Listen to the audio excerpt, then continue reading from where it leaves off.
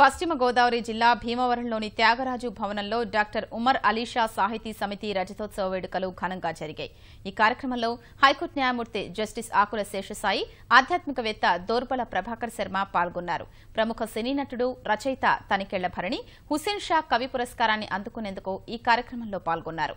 రానున్న రోజుల్లో ఆంధ్రప్రదేశ్, తెలంగాణ రాష్ట్రాల్లో అన్ని ప్రముఖ ప్రాంతాల్లో ఆధ్యాత్మిక పీఠాలు ఏర్పాటు చేస్తామని ఉమర్ అలీషా నవమ పీఠాధిపతి అన్నారు। ఈ సందర్భంగా జస్టిస్ ఆకుల శేషసాయి పాఠశాల రోజులు గుర్తు చేసుకున్నారు।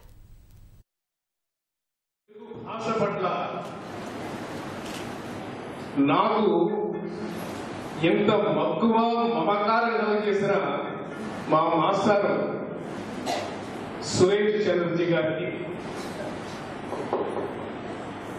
సభలో ఉన్న విశిష్ట అతిథులు, ప్రత్యేక ఆహ్వానితులు, ఈనాటి సత్కార పురస్కార గ్రహీతలు పెద్దలందరికీ కూడా పేరు పేరున హృదయపూర్వక నమస్కారాలు। నాటకాన్ని వారు రాశారు।